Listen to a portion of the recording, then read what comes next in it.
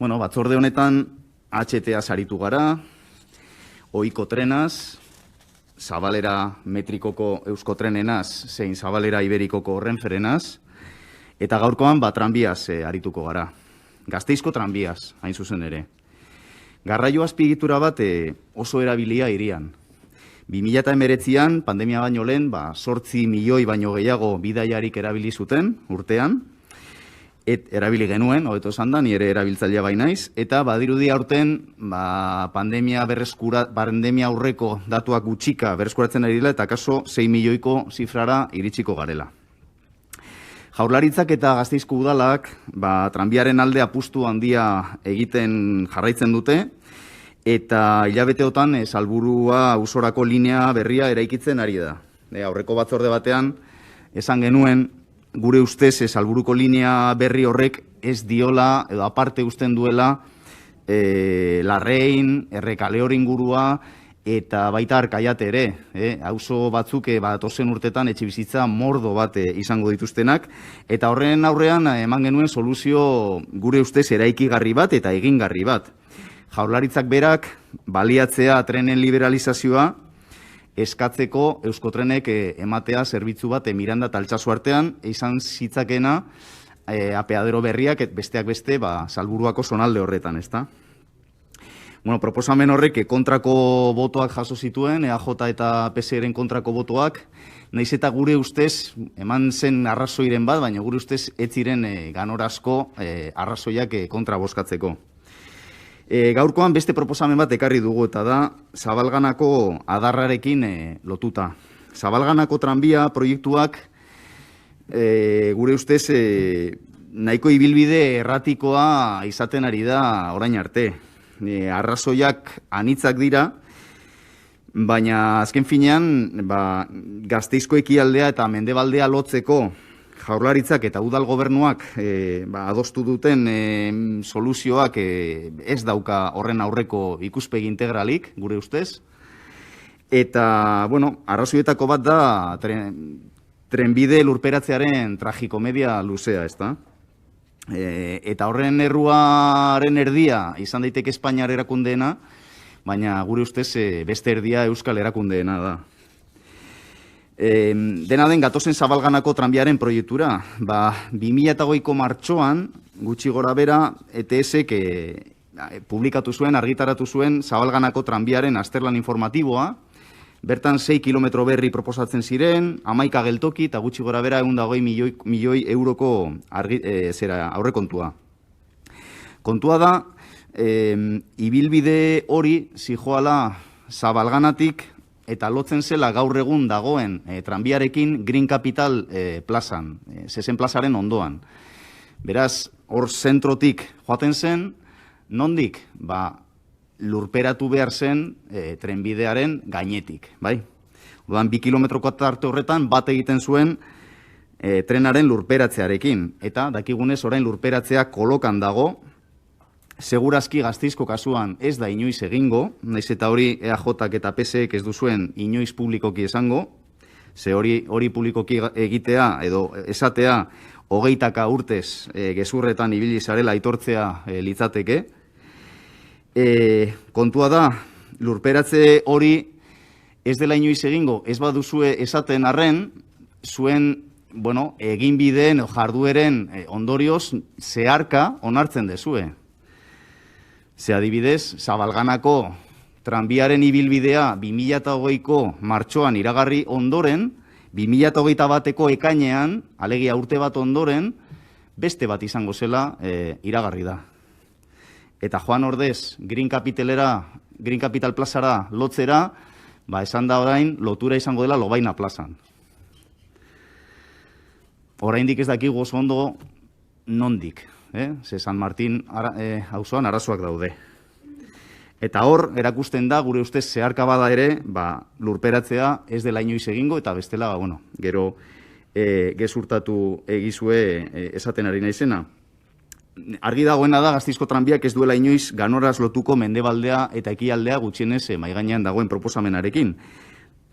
Beste egun batean hitz egin dezakegu HT-ak eragin dituen ondorio bitxiak Gasteiz hirian. Ze gogoratuko dugu, Borin Bizkarra auzoaren diseinu oso aldatu zela, HT-era moldatzeko, gero HT-a ez doa Borin Bizkarretik, hori oso ondo dakite Aldaialdeko gurasoek, ze bai, proiektua lizitatu dago, baina orain dago beste joko bat, azkenean itxaroten ari zarete, guk hasieratik esan bezala, HT-aren astelan informatibo aurrekoa kadukatu arte, izango dela 2022ko otsailean. Eta horrekin batera, beste afektatu bat, HT-arena Gasteizko hirian izaten ari da Zabalganako tranbia. Ikusten badezue, zer nolako ibilbidea proposatzen ari den oraintxe bertan, gure ustez, nahiko eskasa da duela urte bat proposatzen zenaren aldean. Dena den uste dugu hobegarria dela, ez bakarrik zentroarekiko loturan, baizik eta batez ere mendebaldean, eta horretarako ekarri dugu gaur proposamen bat. Mendebaldean, Zabalganako adar berri hori, iparraldean gelditzen dena, luzatzeko 2,7 kilometro,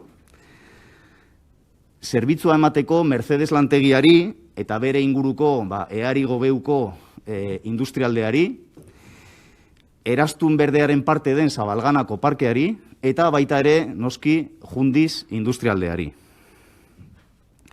Jundiz industrialdea esan behar da Europako handienetakoa dela, Euskal Herriko handiena, eta dauzkala 675 hektareako azalera bat. Bertan, gutxi gora bera 650 enpresa daude, 9.000 bat langilerekin. Eta horri, gehitzen baldin bazaio, Mercedes inguruan dauden 22.000 inguru langileak, uste dugu proposamen hau doala gutxi gora bera 30.000 langileri garraio jasangarri, garraio iraunkorreko soluzio bat ematera. Zifra handiak dira, eta gure ustez zifra horiek justifikatzen dute gaur EH Bilduk ekartzen duen proposamena, alegia. Zabalganako adarretako bat luzatzea Jundizeraino.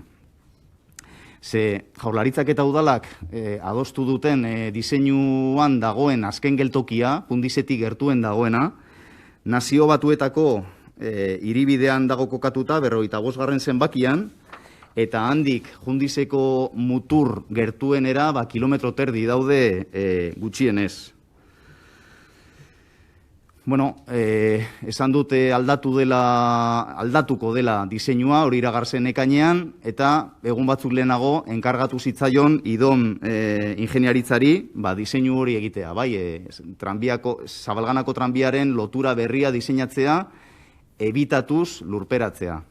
Uste dugu, hori oraindik diseinatzen ari dira, eta beraz uste dugu momentu honean datorrela proposamen hau, ez datorrela berandu, eta egin daitekela lizitazio horren barruan edo lizitazio horri erantzkin bat eginez.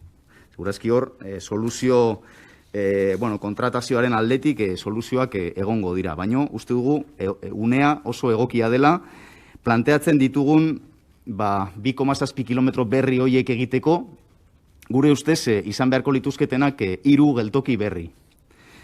Bat, kokatuta egongo litzateke, Lermandabidea eta Zurrupitieta kaleen arteko bidegurutzean, alegia Mercedes lantegia handiaren biribilgune horretan, hortik ere zerbitzua emango litzaioke Erastun Berdeko Zabalganako parkeari, asteburutan jende asko doa alde horretara paseoak ematera eta asko joaten da kotxez, eta beraz uste dugu tranbia batek hobetuko lukela asko mugikortasun jasangarria. Bigarren geltokia geldituko litzateke Lermandabidea kalearen erdian gutxi gora bera, eta azkena ITV-aren inguru horretan. Eta beraz, 3 geltoki berri dira gutxi gora bera tarte antzekoan gelditzen direnak. Eta azken geltoki horretan, kokatzen dena gutxi gora bera Jundiz industrialdearen erdiaren iparraldean, uste dugu oso leku interesgarria litzatekela intermodalidade bat proposatzeko gunea izateko. Eta bertan, proposatzen duguna da, egotea,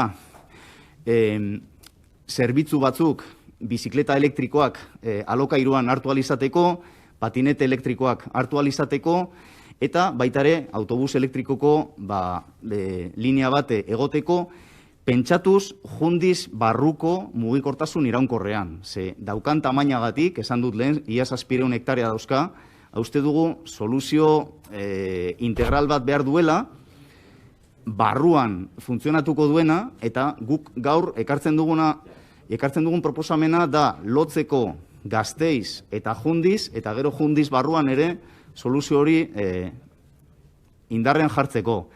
Elkarrekin Podemosetik gehitzeko emendakin bat egin ziguten eta interesgarria iruditu zaigu, eta eskerrak eman behar dizkiote Inigo Martinezi, ze uste dugu proposamena aberastu dela, eta beraien proposamena izan da bertan kokatzea zerbitzu elektriko hoiez gain aparkaleku disuasorio bat.